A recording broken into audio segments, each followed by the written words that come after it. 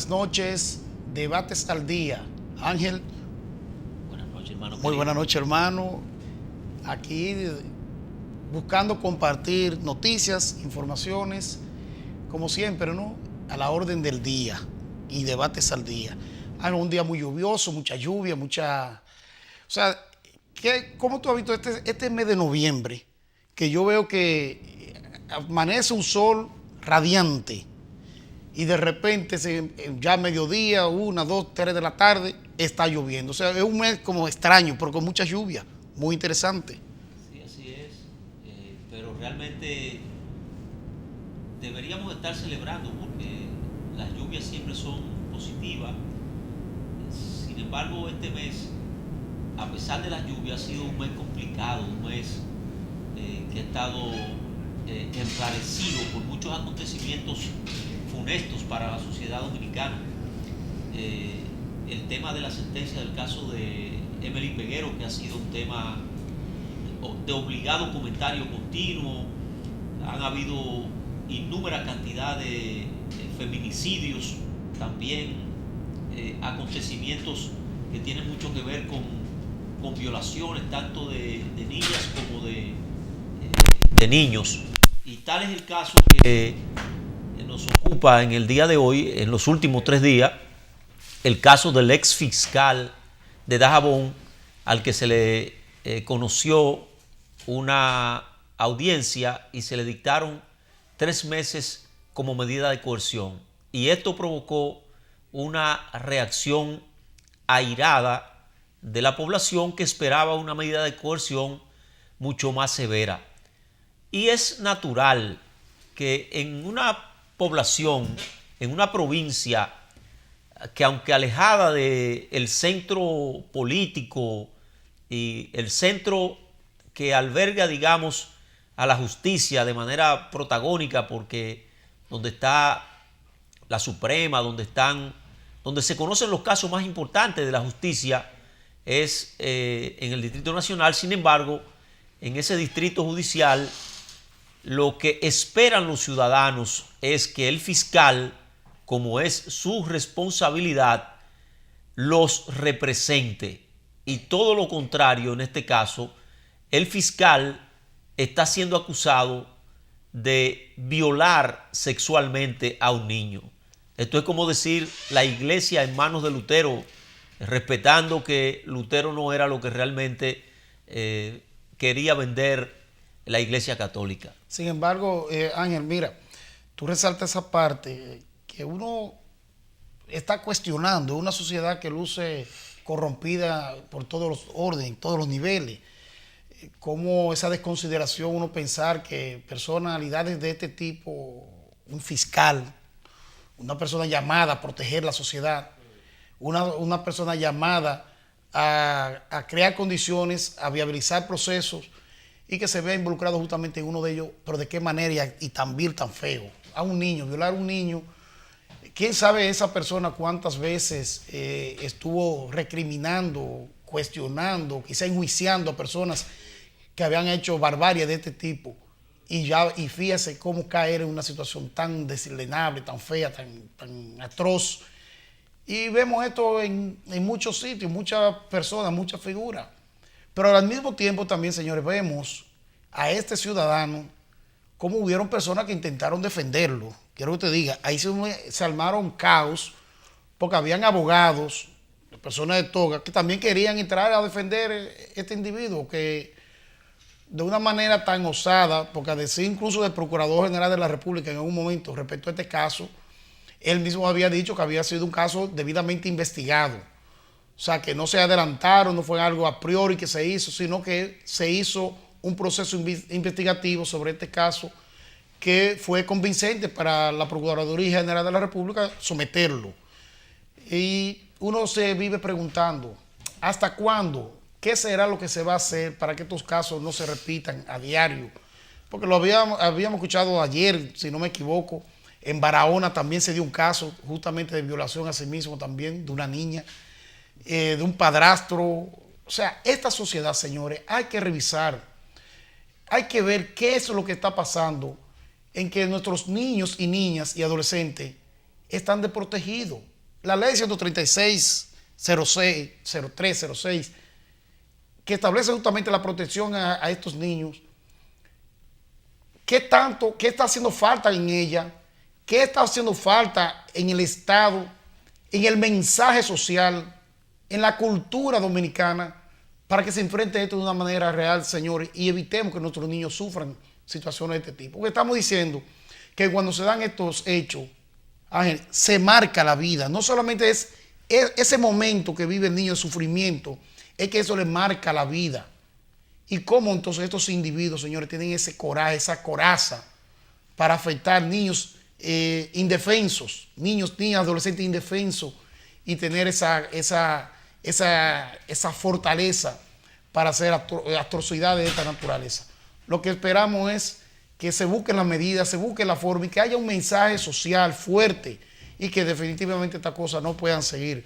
Porque la verdad es que hasta el día de hoy se ha visto que no hay sociedad, no hay comunidad, no hay pueblo, no hay estamento, no hay persona, hombre o mujer, que uno pueda sentirse en libertad de entender que no puede ocasionar una situación de este tipo. Puede ser amigo de la familia, puede ser familiar, puede ser padre o hermano, y aún así en esos lugares se dan esas situaciones. Entonces uno no sabe cómo se va a parar esto, pero definitivamente hay que enfrentarlo y hay que ponerle costo a eso, y evidentemente estos casos no pueden pasar impunes ni mucho menos. José Luis, bienvenido. Buenas noches, Rodi, buenas noches, Ángel. Te oigo hablar y pienso de inmediato que la mayor parte de los estudiosos de la conducta humana y de ese tipo de fenómenos tan tristes señala que el abuso suele darse en un altísimo porcentaje. El número no lo voy a adivinar, pero sé que es muy alto, puesto que no lo recuerdo con exactitud. Se da justo en el entorno de confianza, se da en el rango familiar, de vecinos. ¿Por qué? Porque el abusador, además de que tiene que aprovechar esa cercanía, se le hace mucho más fácil también proferir la amenaza. Si alguien sabe de lo que yo te hago, te va a pasar esto, te va a pasar aquello, le voy a hacer daño a X o Y persona, ser querido. No olviden que detrás de todo abusador sexual hay, y sobre todo cuando se trata de niños, hay un manipulador. Hay un manipulador. El que abusa sexualmente de víctimas adultas está más cerca de la psicopatía violenta, puesto que necesita de su fuerza física casi siempre para dominar y amedrentar a la persona de la que abusa. En el caso de quien abusa de niños, producto de que ya está dada la superioridad física en cuanto al uso de la fuerza física, incluso hasta se descarta. Ocurre más bien a través de la seducción, si se le pudiera llamar de una manera, pero sobre todo a través de la manipulación, porque el niño en algún momento sospecha, siente que no está haciendo algo bien. ¿Y qué hace un niño cuando tiene esa sospecha? Generalmente, bueno, se lo voy a decir a alguien. Por eso se prefiere la amenaza. Y por eso muchas veces esa situación se oculta durante años. Yo recuerdo que muchas veces ahora que se han dado algunos fenómenos como el de Me Too, con el que tengo, por cierto, mis críticas, tengo algunas reservas, no lo niego, sobre todo porque siento que mucha gente creyó que ese movimiento cultural podía llevar a las acusaciones de ese tipo, sobre todo de mujer adulta contra hombre adulto, a tener una especie de fe pública donde no hubiera presunción de inocencia. No llego hasta ahí, no, ni jamás llegaré. Ahora, en el tema relacionado al abuso de los niños, de menores y a las víctimas en general, siempre hay que escucharles. Nunca, la primera pregunta que surge cuando usted se entera que alguien ha padecido durante años o hace años de ese tipo de abuso, nunca pregunte por qué ahora, porque no es fácil dejar salir algo como eso. Por cierto, tú preguntabas, y con eso cierro esta participación inicial, te hacías una pregunta retórica: ¿qué hacer para evitarlo? Mira, nunca va a existir un país que tenga la policía del pensamiento ni del acto. Nunca va a aparecer un policía en cada momento, en cada instante, donde alguien vaya a hacer algo malo. Eso es imposible. Ahora, está claro que detrás del violador, del abusador, hay una desviación de la conducta. Hasta que nuestras sociedades que están muchas veces preocupadas en qué vamos a comer, en qué vamos a vestir, en el día a día, en esa rutina que nos envuelve, que nos involucra, donde hay que trabajar mucho, duro, para poder mantener cierto nivel de vida y mejorarlo. Esa sociedad, Herodis, Ángel, le da la espalda a la salud mental.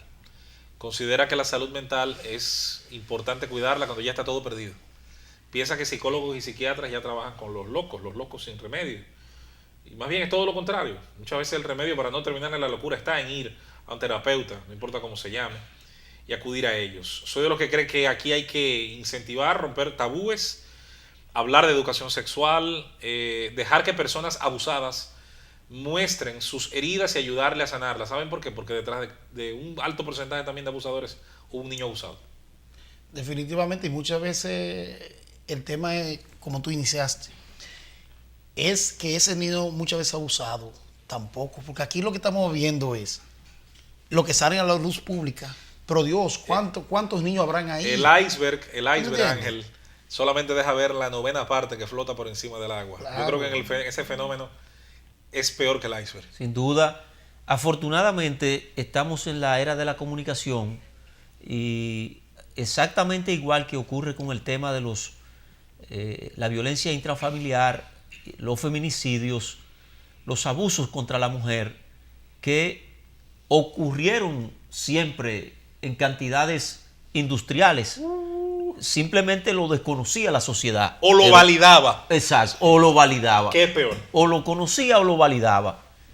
Sin embargo, con esta influencia importantísima de la comunicación, entonces ya los casos, además de la conciencia que ha tomado la mujer, su desarrollo indiscutido en la sociedad del mundo, pero asimismo nosotros vamos a tener que invertir, porque sin duda que esto es una inversión la que nosotros hacemos, en fortalecer denuncias que tienen que ver con abusos a menores. Claro. Y sin duda que el círculo más cercano está científicamente demostrado, como bien lo señaló José Luis, que es el que tiene más propensión a ese tipo de abuso. Sin embargo, cuando viene de una persona que es una autoridad pública ligada a la justicia, y peor aún, en el caso de un fiscal, que se supone que es a quien acude el aliado de la víctima. El aliado de la víctima, el defensor de la víctima por excelencia. Uno se ríe, señores, pero eso es horroroso. Terrible. Imagínense lo que ocurre con un padre, una madre, que se supone que tiene que ir a donde el fiscal a denunciar al violador. Resulta que cuando va a denunciar, el que está ahí el abusador. Es el abusador. Es terrible. Ahora, José Luis, no será necesario, además de esa parte que creo que es importantísima, el aspecto psicológico, la educación, el mensaje directo también sobre la protección al niño, niña y adolescente, pero también no sería necesario el endurecimiento de la ley. Mira, ¿no será que lo que, por ejemplo, el diputado Jean Luis Rodríguez que dijo que iba a someter un proyecto de ley para incluso castrar, ¿no? A su manera, no sé, pero óyeme, es que debe haber algo fuerte. Yo invito a Jean Luis, que es un joven que le auguro un gran futuro en la política, a invertir energías, Jean Luis, en el elemento previo a. El elemento posterior es importante. Yo no soy, y que conste, yo no soy de los que van a propugnar, y todo el que me conoce sabe incluso que enfrento esa escuela, el abolicionismo. No me gusta. El abolicionismo penal que encabeza en América Latina el señor Zaffaroni, que tampoco es un individuo al que le tenga mucha admiración, aunque conozco su rol importante, ¿no? A mí no me gusta el abolicionismo penal, no me gusta la idea de que todo hay que reducirlo, todo hay que ablandarlo, no. Pero eso no me hace tampoco caer en la trampa, Herodis, de creer que la solución está en agrandar los castigos en cantidad de años y cualquiera que se supone serían las mayores penas, a alguien que cuando está cometiendo ese hecho no le importa. No. Y peor todavía, a quien lo comete, entre otras cosas, por una disociación. Hay una diferencia entre el acto criminal de usted robar y producto a lo mejor de robar, matar, que agrava todavía la escena, secuestrar, para fines pecuniarios sobre todo. Y hay una diferencia enorme de esos actos que tienen una motivación, un norte, a el acto que un enfermo, que una persona mentalmente disociada, que una persona con una sexualidad que no es sana y que busca la satisfacción obligando a un menor de edad a darle el objeto de placer. Hay una diferencia importante en esto, Herodis y amables telescuchas, y es que uno sí puede probablemente ser más disuadido que el otro. El ladrón no va a robar donde ve a un policía parado con su arma cerca del objetivo del robo. Es muy difícil que lo haga porque le encarece el proceso le encarece los costos logísticos y de seguridad de hacerlo. Y dice, no, lo voy a dejar para después que haya una patrulla. El violador que comete su acto siempre con nocturnidad, ¿verdad? Con el ocultamiento, no existe esa posibilidad de la disuasión. En ese momento a ese individuo no le importa que sean 20, 30, ni 40, ni 100. Pero yo creo, sin embargo, José Luis, que haya ambas cosas. Yo pienso que existe el individuo que hay un momento en su vida que toma una decisión de hacer ese acto. Bueno, lo estamos viendo. Por ejemplo, nosotros analizamos el tema de Pablo Ross. Era con una menor. Que lo llamemos diferente, era con una menor. Me dicen a mí que Pablo Ross no era una persona que tenía la capacidad para entender quizá el castigo posterior más que sabemos que pudo haber establecido lo que es la sociedad y el cuestionamiento social, lo doloroso que es. Pero también cuando las cosas son todavía mucho más extremas, la verdad que hay personas que esa disfunción mental y sexual que podríamos decir que tiene una persona, yo creo que el que lo hace no le importa. Hay otros que no pueden necesariamente tener a la magnitud, hay otros que no, hay otros que andan en la calle y en la calle son capaces de generar acciones perversas.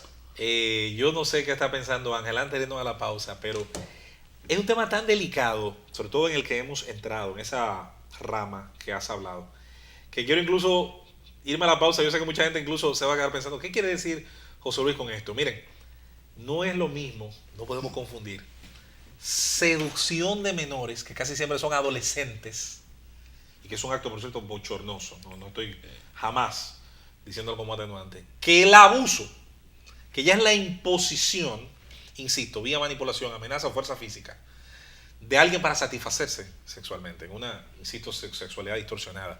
Lo digo porque pudiéramos tal vez separar una cosa de la otra. Yo sí creo que para la seducción, por ejemplo, la disuasión funciona.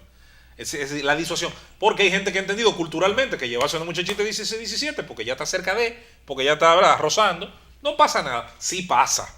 Sí pasa. La ley está ahí. La ley está ahí. Ahora, claro. o sí debe pasar. Pero yo pienso, debe pasar, esa es la palabra. Pero pienso que no podríamos fusionarlo jamás, no podríamos nivelarlo, porque es un acto más horroroso todavía.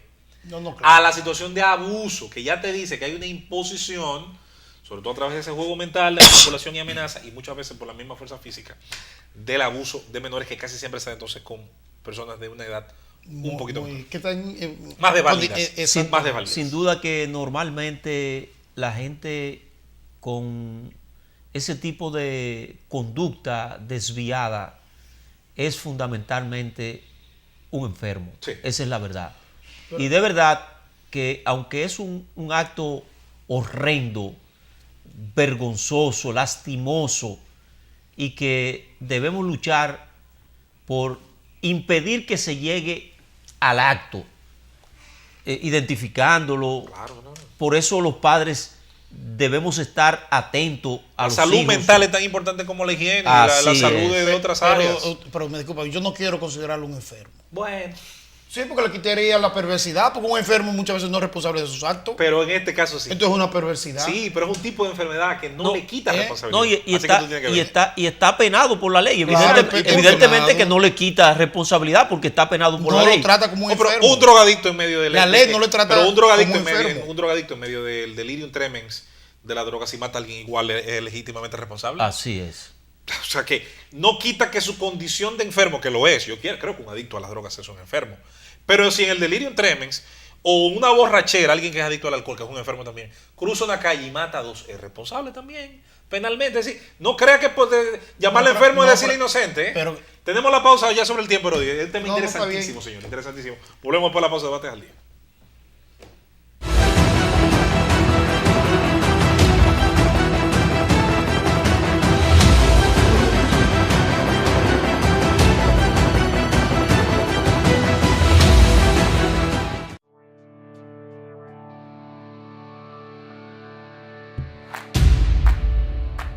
La Dirección General de Bienes Nacionales ha hecho historia con la entrega de cientos de títulos de solares de viviendas, así como los avances alcanzados en el inventariado de los bienes muebles del Estado y transparencia con que se manejan los distintos procesos de la institución. A esos 3 pilares sumemos los trabajos de levantamiento que realizan técnicos en todo el territorio nacional para hacer cumplir el decreto 280-18, que tiene por objeto la titulación de más de 53.000 apartamentos, viviendas y locales comerciales de los proyectos habitacionales construidos por el Estado desde el año 1962 hasta el año 2008. A través de la Comisión Permanente de Titulación de Terrenos del Estado, se han hecho 2 entregas de certificados de propiedad definitivos de viviendas construidas en terreno del Estado, representando un ahorro de decenas de millones de pesos a favor de beneficiarios. Por instrucciones del director general, Dr. Emilio Rivas, se desarrolla un cronograma para seguir poniendo en manos de familias de todo el país miles de certificados de propiedad, mientras se trabaja en la depuración de otros 17.000 existentes en bóveda, para hacer realidad el anhelo del presidente Danilo Medina de que es un derecho fundamental el que una persona pueda accesar a la vivienda titulada. En materia de inventario de los bienes muebles del Estado, hemos obtenido grandes avances con la codificación y levantamiento en decenas de instituciones oficiales, logrando hasta la fecha la identificación de más de 300.000 activos de muebles.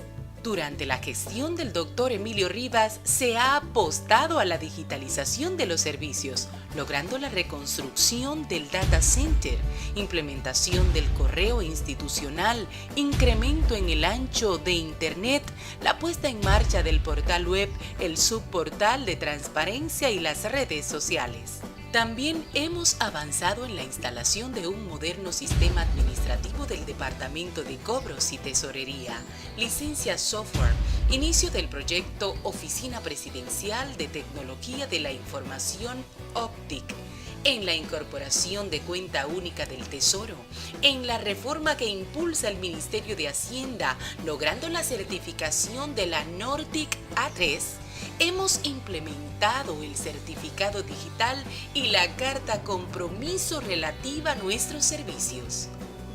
A lo largo de este periodo se ha desarrollado un intenso programa de capacitación que ha contribuido a la formación, especialización y actualización de los servidores, impactando la calidad, eficiencia y eficacia del servicio a los ciudadanos. Se ha hecho historia en la celebración de subastas, donde se han tomado todas las providencias que establece la ley sobre la materia para asegurar la debida transparencia, cuyos recursos han ido al Tesoro Nacional.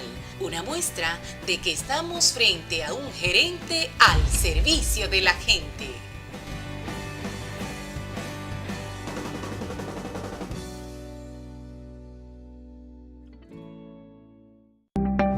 La Cámara de Diputados aprobó este miércoles en primera lectura el proyecto de ley que eleva la sección El Ingenio Abajo y sus comunidades a municipio con el nombre Santiago Oeste. También se aprobaron las resoluciones que solicita una cancha deportiva bajo techo para el Club San Lorenzo de los Minas y la que pide a la Universidad Autónoma de Santo Domingo la creación de 1.000 plazas de becas, estudios y trabajo, entre otras. Por otro lado, visitaron el despacho del presidente Radamés Camacho, el presidente del CONEP, Pedro Brache, César Dargán, vicepresidente, y Celso Juan Marrancini, presidente electo de la Asociación de Industrias, y Circe Almanzar, vicepresidenta, para conocer sobre la modificación de la Ley 87-01 de Seguridad Social y la Ley de Ordenamiento Territorial. Asimismo, el presidente Radamés Camacho invitó a participar en el encendido de luces navideñas, que será este jueves 15 a partir de las 4 de la tarde en el lobby de esta institución. En la Cámara de Diputados seguimos trabajando.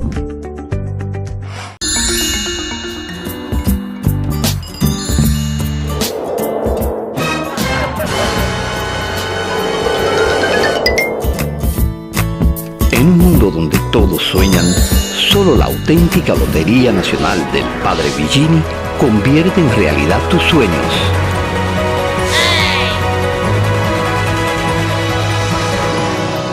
Activa y comercial, pero con sentido social, tu Lotería Nacional.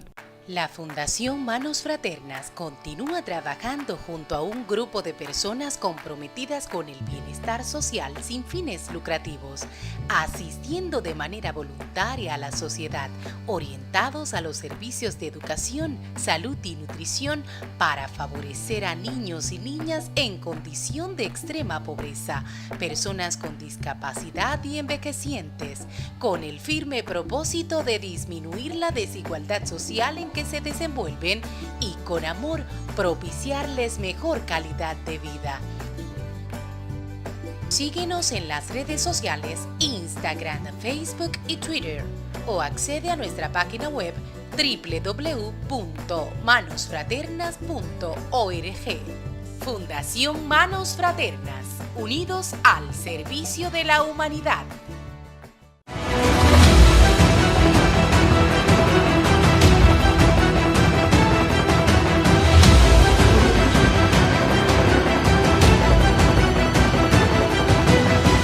Señores, Herodis decía algo en la fase final de su última intervención, y estamos obligados a concluir con el tema que estábamos abordando.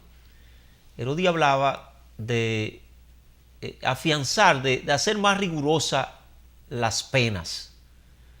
E inclusive citó como ejemplo una propuesta del diputado, mi gran amigo, un joven valioso que yo pondero mucho, igual que José Luis, le auguro una carrera política de éxito.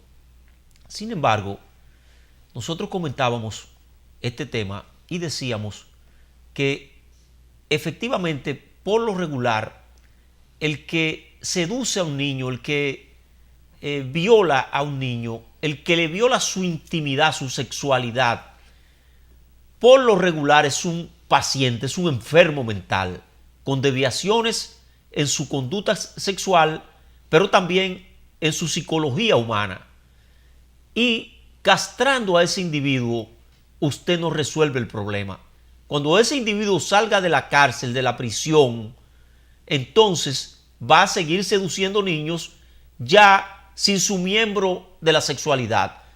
Eso es lo único que usted va a lograr.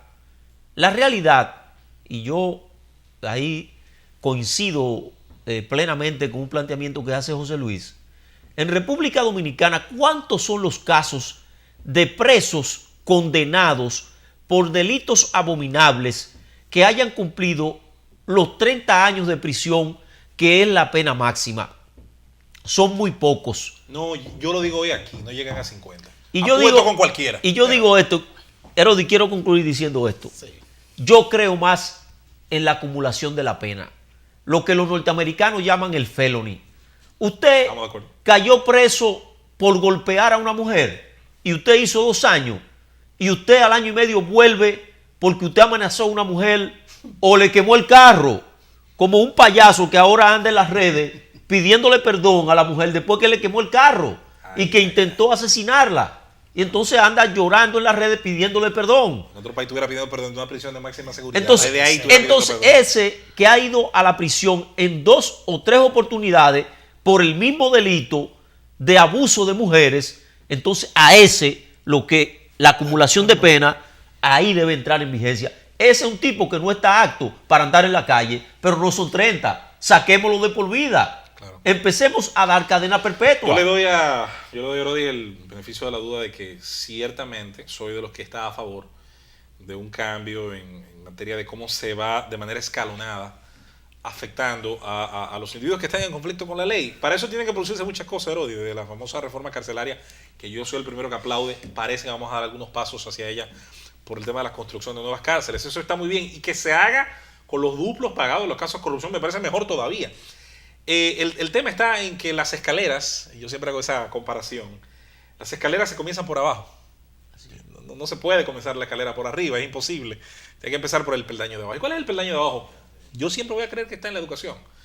Y decíamos fuera del aire, y hay que sostenerlo también cuando estamos en el aire, que las sociedades procuran hacer una inversión en la educación básica, bueno, desde preescolar, básica, secundaria, educación universitaria de grado, educación técnica. Buscan en la educación, ¿qué cosa? ¿Fabricar diplomas? No. es formar a los individuos que encajan en la visión ideal que tenemos de la sociedad. Y por eso hay países que en el informe PISA salen 1, 2, 3, 4, 10, 11, allá arriba, y hay países que salimos 71, 72, que estamos intentando comenzar a medirnos para comenzar a mejorar. Y eso, señores, ocurre en procura de ¿qué? De que un niño no solamente se pueden captar a edad temprana, Herodis, sus talentos, si dibuja bien y a lo mejor su vocación está en el aspecto ciertamente estético, artístico o espacial, puede ser arquitecto, puede ser diseñador de interiores, puede ser pintor, puede ser artista plástico, pero si tiene inteligencia para la aritmética y las ciencias básicas, ahí está un futuro ingeniero civil, mecánico, industrial, en las áreas donde eso se aplica. De la misma forma que se obtiene temprano información de esas inclinaciones positivas, se pueden obtener de inclinaciones negativas, y es ahí entonces donde la parte educativa juega un rol, porque acerca a ese joven en edades tempranas, en edades de diagnóstico, lo acerca a un especialista de la conducta. Cada escuela debe tener un terapeuta, o varios, por edades, por rango, para lograr temprano saber los síndromes, las tendencias, y sobre todo cómo trabajarlas, cuáles son las terapias, cuáles van a ser los pasos a dar para trabajar, por ejemplo, el famoso tema de la violencia. Aquí debería darse casi como materia temprana el tema del manejo de la ira, porque este es un país donde la ira nada más se maneja a los puñetazos y sacando una pistola. Entonces, con eso concluyo y te paso a la pelota a Herodis. Yo no tengo problema con que nos sentemos a revisar el tema de las penas, pero no vamos a lograr nada si el capítulo preventivo junto al formativo mejora. No lo trabajamos. Mira, ya nos pusimos de acuerdo. Sí. Ya nos pusimos de acuerdo porque el aspecto educacional de un principio Juega es un papel. tarea Capital. capital. Ahora, ¿qué ocurre?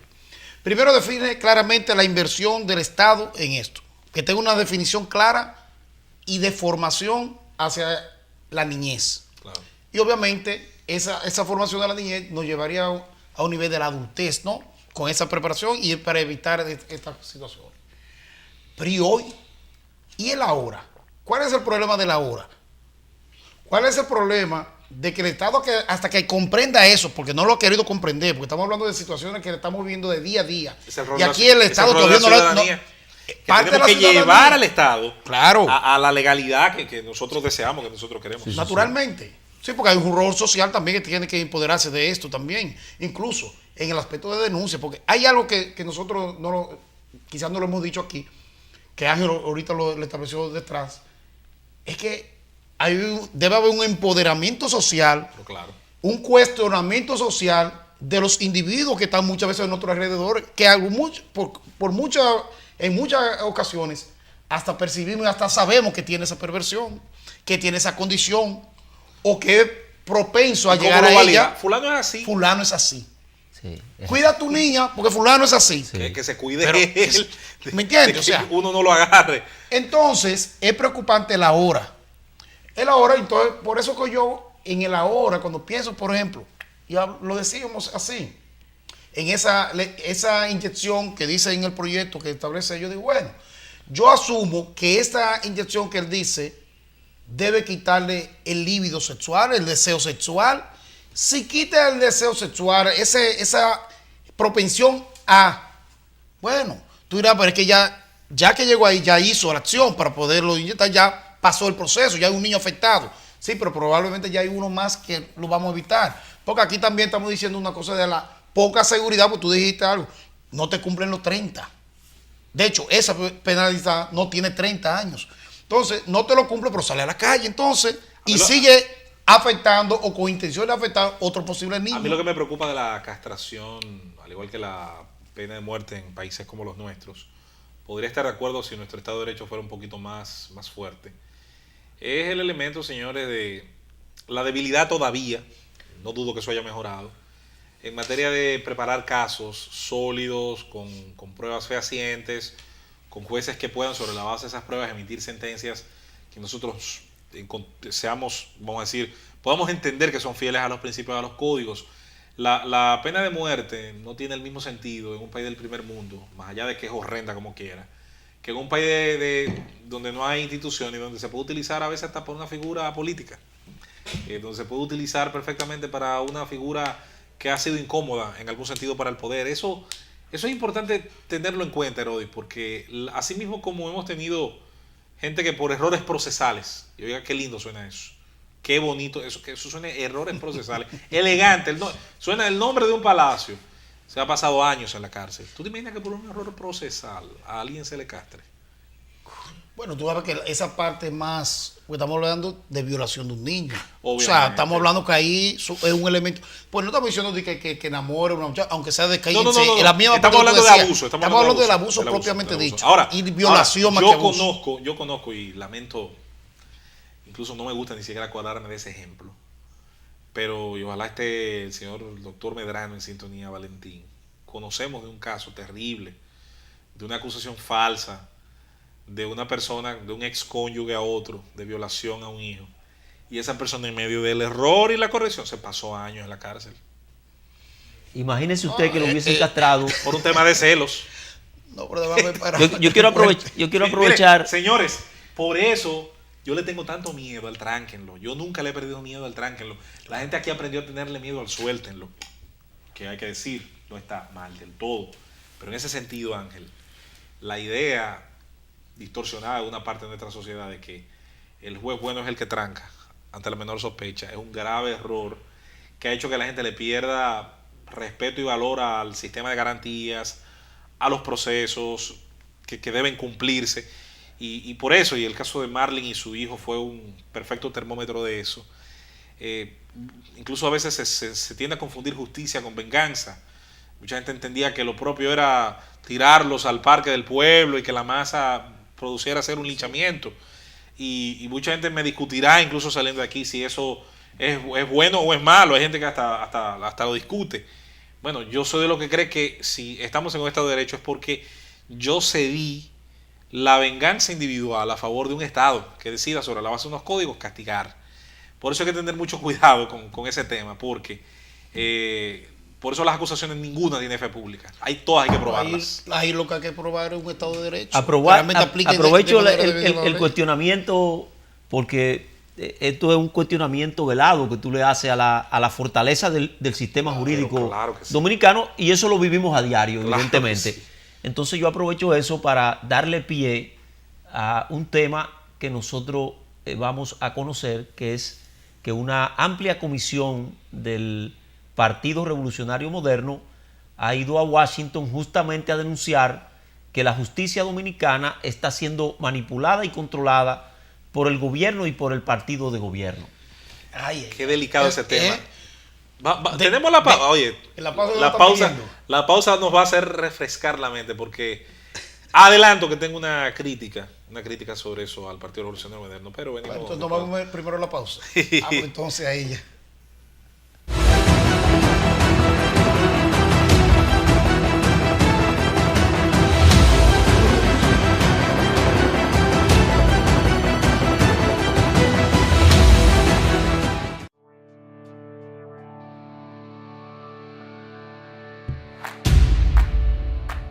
La Dirección General de Bienes Nacionales ha hecho historia con la entrega de cientos de títulos de solares de viviendas, así como los avances alcanzados en el inventariado de los bienes muebles del Estado y transparencia con que se manejan los distintos procesos de la institución. A esos tres pilares sumemos los trabajos de levantamiento que realizan técnicos en todo el territorio nacional para hacer cumplir el decreto 280-18, que tiene por objeto la titulación de más de 53.000 apartamentos, viviendas y locales comerciales de los proyectos habitacionales construidos por el Estado desde el año 1962 hasta el año 2008. A través de la Comisión Permanente de Titulación de Terrenos del Estado, se han hecho 2 entregas de certificados de propiedad definitivos de viviendas construidas en terreno del Estado, representando un ahorro de decenas de millones de pesos a favor de beneficiarios. Por instrucciones del director general, Dr. Emilio Rivas, se desarrolla un cronograma para seguir poniendo en manos de familias de todo el país miles de certificados de propiedad, mientras se trabaja en la depuración de otros 17.000 existentes en bóveda, para hacer realidad el anhelo del presidente Danilo Medina de que es un derecho fundamental el que una persona pueda accesar a la vivienda titulada. En materia de inventario de los bienes muebles del Estado, hemos obtenido grandes avances con la codificación y levantamiento en decenas de instituciones oficiales, logrando hasta la fecha la identificación de más de 300.000 activos de muebles.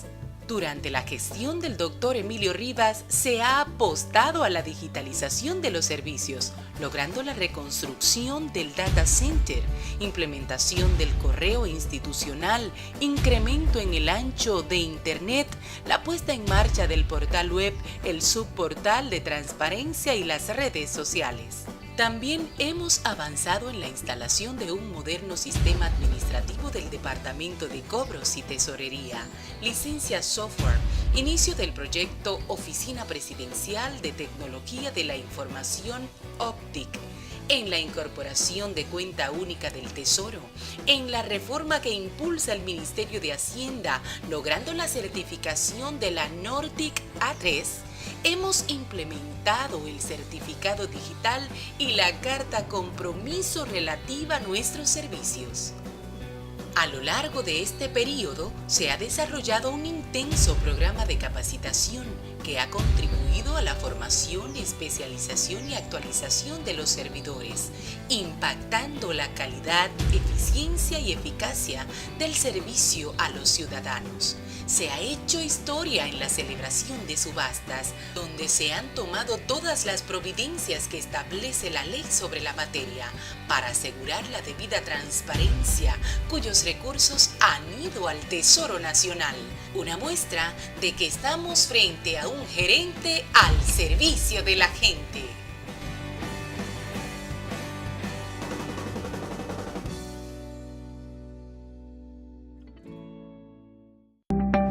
La Cámara de Diputados aprobó este miércoles en primera lectura el proyecto de ley que eleva la sección El Ingenio Abajo y sus comunidades a municipio con el nombre Santiago Oeste. También se aprobaron las resoluciones que solicita una cancha deportiva bajo techo para el Club San Lorenzo de los Minas y la que pide a la Universidad Autónoma de Santo Domingo la creación de 1.000 plazas de becas, estudios y trabajo, entre otras. Por otro lado, visitaron el despacho del presidente Radamés Camacho, el presidente del CONEP, Pedro Brache, César Dargán, vicepresidente, y Celso Juan Marrancini, presidente electo de la Asociación de Industrias, y Circe Almanzar, vicepresidenta, para conocer sobre la modificación de la Ley 87-01 de Seguridad Social y la Ley de Ordenamiento Territorial. Asimismo, el presidente Radamés Camacho invitó a participar en el encendido de luces navideñas, que será este jueves 15 a partir de las 4 de la tarde en el lobby de esta institución. En la Cámara de Diputados, seguimos trabajando.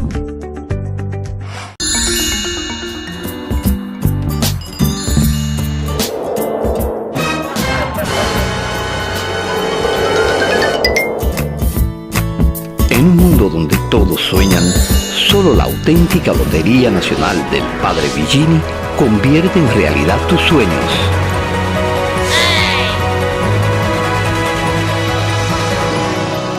Activa y comercial, pero con sentido social, tu Lotería Nacional.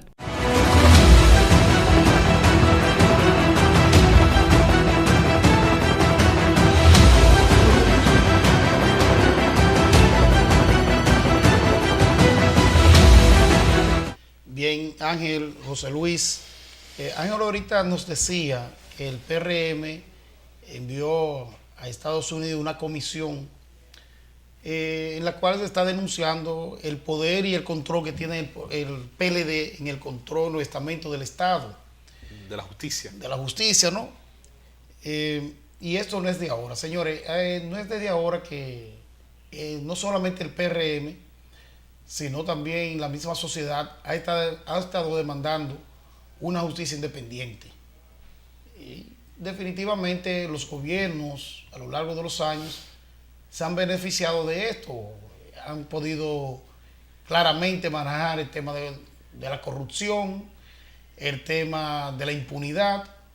Estos temas le han ayudado mucho en tener el control de la justicia. Aquí hemos visto recientemente el caso de Odebrecht, que cuando nosotros vemos otros estados, otros países, Perú por ejemplo, que Keiko Fujimori fue la última hora que cayó presa también, una persona que estuvo a ley de votos para ser presidente de Perú y hoy está presa. Pero también hemos visto que el propio Perú hay un expresidente, no recuerdo, que anda prófugo. Mira, hay problemas con Alejandro Toledo, hay problemas con Alan García, Kuczynski que también ha tenido problemas. Fujimori y lo que faltan. O sea, uno observa cómo en esos países, estos casos, la justicia ha actuado. Ollanta Humala se nos quedaba. Ollanta Humala, sí, que era justamente el presidente que, ya regresó a Perú, tengo entendido, resolvió parte de los problemas. Pero entonces, vemos como estos países, y no decir Brasil, Lula, señores, preso también en Brasil. Sin embargo, aquí en República Dominicana, Odebrecht no significó nada. Apenas tenemos unos que están encauzándose ahí y la sociedad misma no espera mucho de eso. De hecho, cada vez se habla menos de ese tema y no hay expectativa de que ninguno van a ser enjuiciados. O sea, aquí cada momento nosotros vemos estos casos donde la justicia actúa en contra de la sociedad. Entonces el PRM, evidentemente, como un partido de vocación de poder, que espera llegar al poder, que está accionando para llegar al poder, ha sentido que ya no tenemos nada que hacer, que la lucha frente al Estado dominicano del momento no tiene sentido y ha tenido que recurrir a organismos internacionales, a Estados Unidos, a denunciar estos casos. A ver cómo. Estamos en la sombra, en días quizás de que se cambie el Consejo de los jueces que deberán entrar al Consejo Nacional de la Magistratura, pues sean elegidos. Y aquí todos sabemos, señores, el interés que pudiera tener o que tiene el gobierno, como ya lo tuvo en otro proceso, muy probablemente de poner personas muy adeptos a ellos. Entonces, a eso también se le teme. Y consecuentemente entonces el PRM ha tenido que responder a eso y crear la parte que José Luis dice, la prevención, a tiempo, ir a hacer esta denuncia a fin de que el PLD entienda que tiene un partido que está de frente mirando, observando lo que se está haciendo y denunciando. El problema de esto es, Herodis, y yo siento que la intención está muy clara. Todo el que está en la oposición alguna vez ha dicho, todo el que ha estado, porque incluso quienes son gobierno y alguna vez estuvieron en la oposición, ha reclamado, y me acuerdo a los famosos álbumes de la corrupción que hacía el PLD en su momento, y recuerdo las luchas relacionadas al Consejo Nacional de la Magistratura entre 1994 y 1996, años de tanto una transformación importante de la Constitución como de la salida de Balaguer del poder, la última de ellas, donde se dieron transformaciones importantes, sobre todo en la judicatura. Pienso que hubo incluso hasta un avance. Me parece que en el tiempo que he vivido fue el punto donde más avanzamos, sobre todo por lo que se dejaba atrás y porque yo creo que se comenzó a ver cierto cambio, una pena que eso se estancara en la justicia dominicana. Todo el mundo ha reclamado la independencia judicial, luego cuando está en el gobierno no le preocupa tanto. Yo aspiro a que los individuos, que al final son los que producen los cambios uno a uno y finalmente como grupo, como elemento compacto, hayan logrado irse tecnificando, superando, preparando, y llegará el día en que los individuos, producto de defender su propio buen nombre, van a ir produciendo esa independencia. No creo que ni siquiera va a llegar por diseño político. Si me preguntan a mí, yo no aspiro a que llegue por diseño de la partidocracia dominicana. El tema y el cuestionamiento que se hace es, primero, eso no es algo que se pueda hacer aquí. Ese reclamo hasta cierto punto no es importante o suficiente, no sé si sería el término, hacerlo justo en los espacios que hay en la República Dominicana, en su democracia, en sus medios, en sus, ¿por qué no?, calles y plazas, porque aquí se puede protestar libremente todavía, y es un derecho que no hemos perdido y que pienso no vamos a perder. No se puede hacer justo en los espacios que hay en la sociedad dominicana, los espacios donde la marcha verde donde, valga la redundancia, ha marchado, y donde desde otras fórmulas se ha presionado muchas veces al partido de gobierno. Porque la gran pregunta es, ¿qué se le estamos exigiendo a Estados Unidos que haga? Y esa es mi gran duda. Y yo, que soy un admirador de muchas cosas del sistema estadounidense, entre ellos su sistema judicial, que me parece interesante, un gran ejemplo de lo que es un poder de verdad independiente del Ejecutivo, no me gusta la idea de que cuando se ha tratado de influir en otros sistemas judiciales, el injerencismo desde allá no deja como resultado una justicia parecida a la de Estados Unidos. No, deja una justicia temerosa que a la menor sospecha de ciertos intereses, casi todos relacionados al lavado, las drogas y otros temas, a la menor sospecha te aplasta. ¿Eso es justicia? No, eso no es justicia. Me gustaría pensar que eso está revestido de las mejores intenciones. Pero creo que estamos tocando una puerta que no me gustaría que se abra, Ángel. Cuando usted recurre de manera frecuente a un mismo argumento, usted lo desacredita, lo desgasta. Sí. Y el PRM, que es un hijo del PRD, está apelando a un método que ya el PRD ha utilizado en otras oportunidades. Lo hizo Peña Gómez en los principios, finales de la década del 70, principios del 80. Luego lo hicimos en la crisis del 94.